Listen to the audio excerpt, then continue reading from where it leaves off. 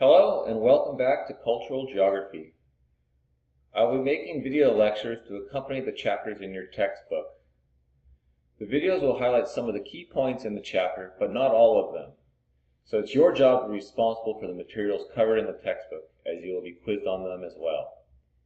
Today I'll be discussing maps, map scale, and geographic information systems, or GIS.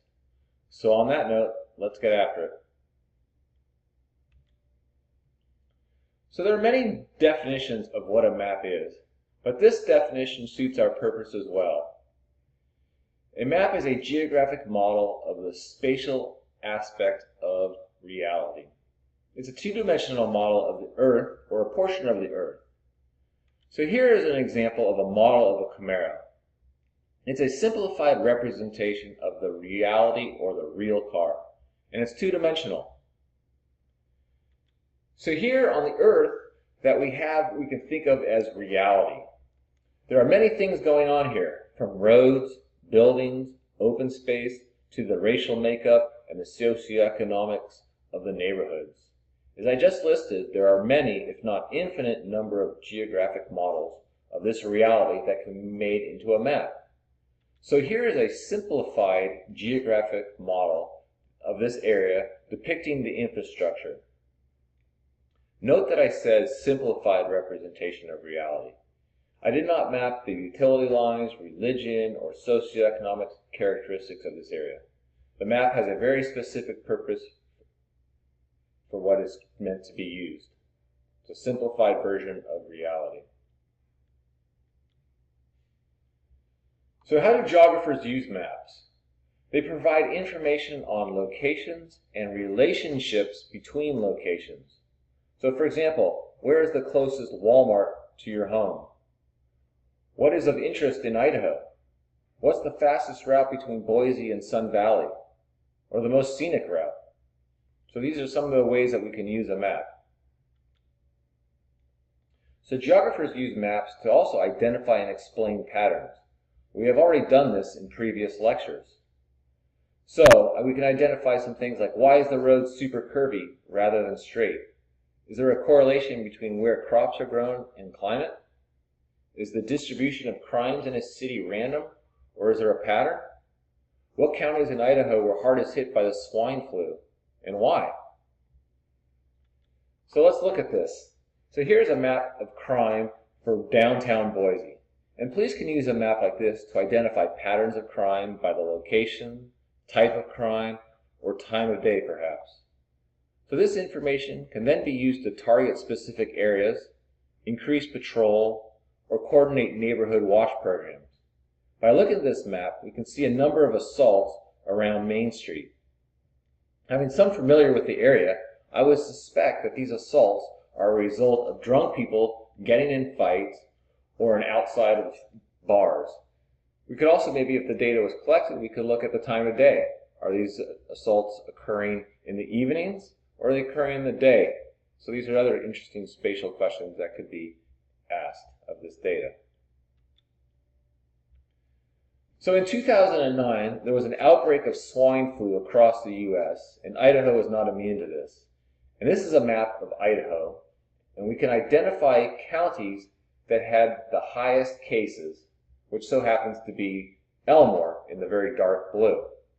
As a geographer, maps like this can help us identify patterns or areas that we're interested in. And in this case, we're interested in finding out where the swine flu or H1N1 flu virus was the highest.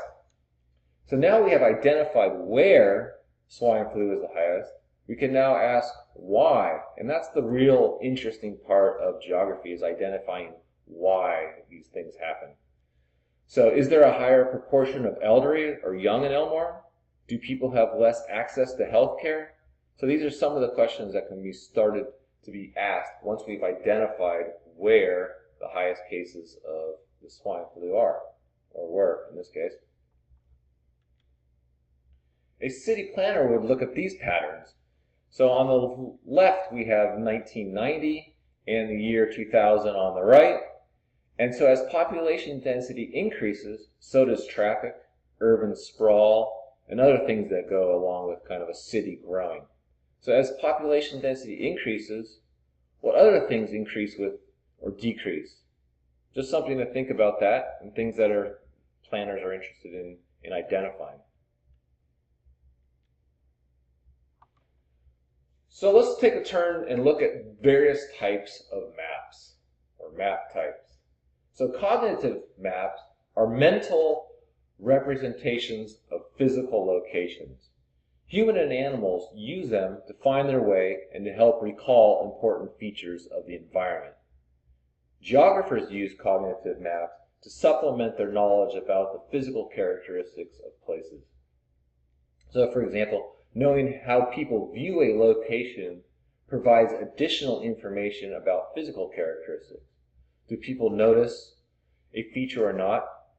Cognitive mapping is of a practical use in many fields, including community design, architecture, and recreational planning. So cartographic maps comprise of reference and thematic maps, and we'll discuss each of these in detail. But sticking with cognitive maps are subjective images we have in our own minds. They're personal, they're fragmented, and they're incomplete. And we can see this in this example of this student, and we don't know their age, as how they determine the world. They're a student in Thailand, and it's kind of, this is their representation of the world and what it looks like. And it's, I guess in terms of shape, it's fairly accurate. But if every single person, if I were to have you in class, all draw this map of the Earth, of the world, continents, what would it look like? It would look different for everybody. There'd be features left out. Very personal, very subjective. So this cognitive map from interviewed local people in a predominantly black part of northern Philadelphia about the areas they considered to be dangerous in order to produce a map of environmental stress. It's a representation of dangerous or no-go areas. So it appears that these areas also correspond to headquarters of local gangs, the turf of local drug dealers, and areas of abandoned buildings. So this culturally shared mental image of the area provides people with information necessary for survival. So another kind of interesting take on a cognitive map. So going back to cartographic maps, here we can look at reference maps. And a reference map generally shows several types of spatial data without specific emphasis on one type over another. And that's the key. There's no specific emphasis on anything here. As we can see here, roads, open space, water, hospitals, for example, are shown. But none of these are emphasized or have shown of more importance over the other. They're just showing where these things are located. And we're all familiar with these kind of references maps. Google Maps is a good example of that. They are all of equal importance in this map.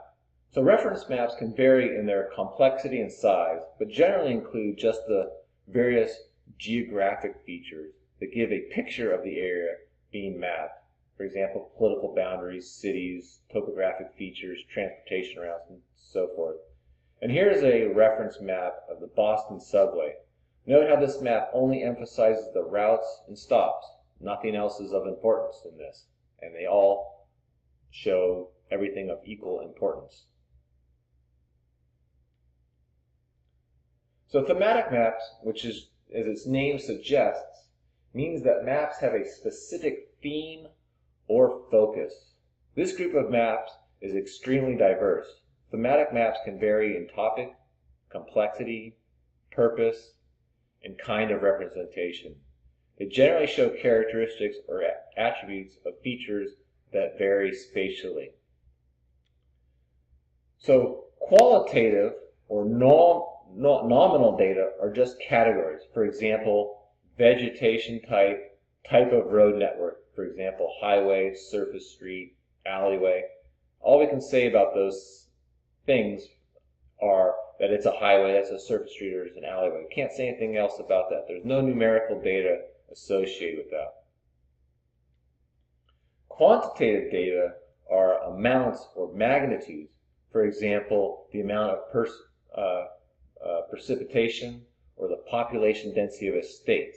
Here we have some kind of numerical value associated with that. So let's take a look at this. Here are thematic maps of Thailand. On the left is a qualitative map showing nominal classes of vegetation in 1974.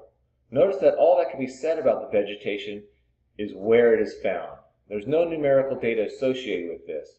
Therefore, we can't say how much of each vegetation there is.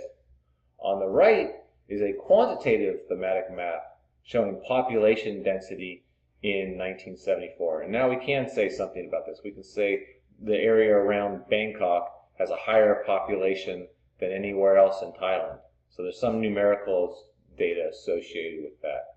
So qualitative and quantitative types of thematic maps. Most of the maps that we're looking at in this class are going to be quantitative. There's some kind of numerical data associated with it, although some will be qualitative. So now let's turn our attention to map scale now.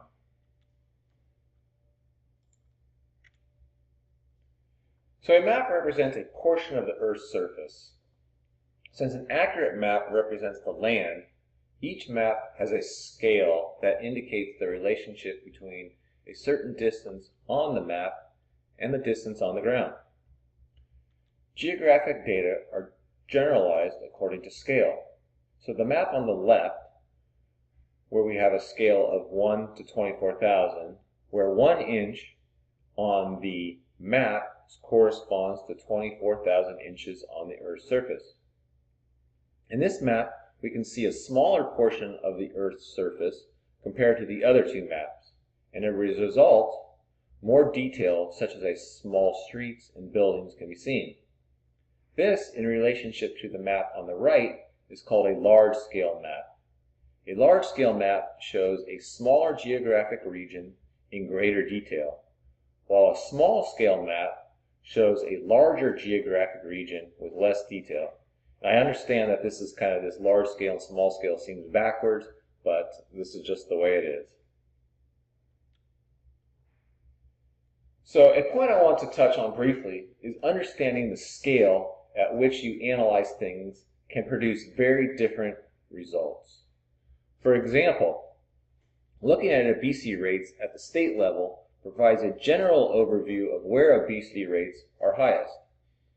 For example, if we work for the health department in North Carolina, you might think that obesity is evenly spread throughout the state by looking at this map, which is for 2008, when in fact it looks much more like this map.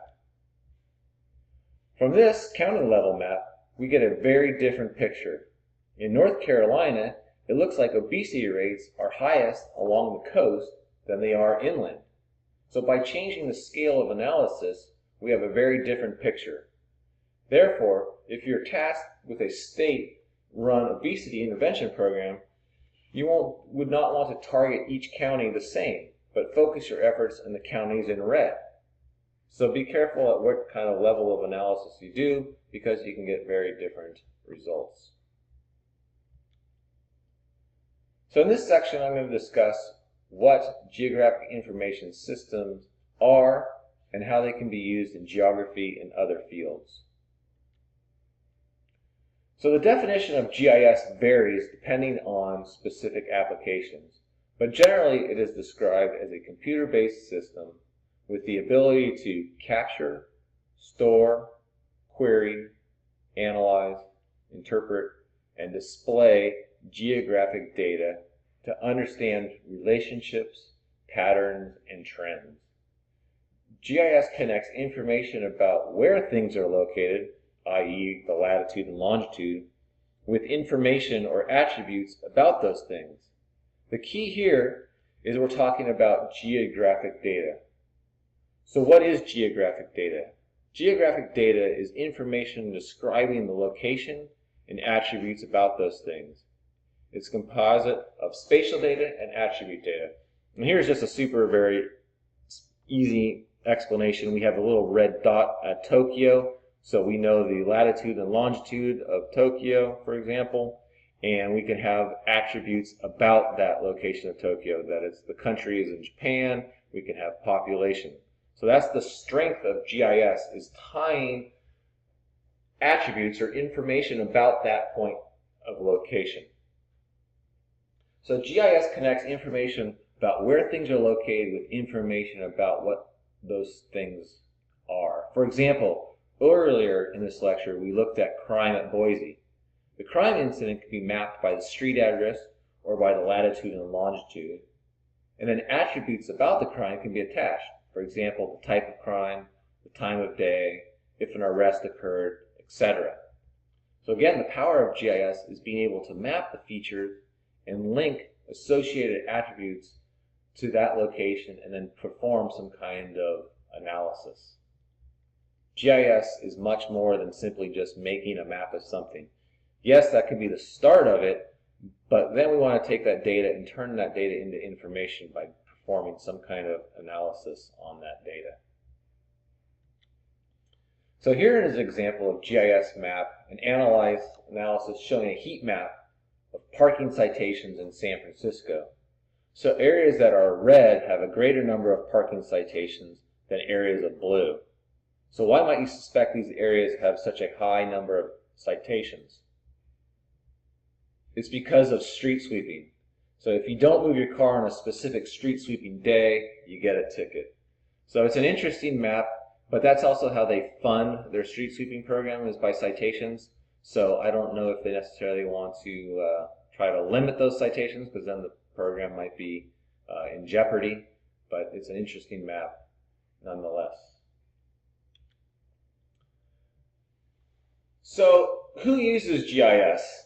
And this is more of about, not something for you don't need to worry about this for the test, but it's just to understand that GIS is really used in quite a lot of different fields, from business and site location to delivery systems to marketing, Petco, Napa Auto Parts, FedEx, UPS, all use GIS, economic development, population studies, census and demographic data.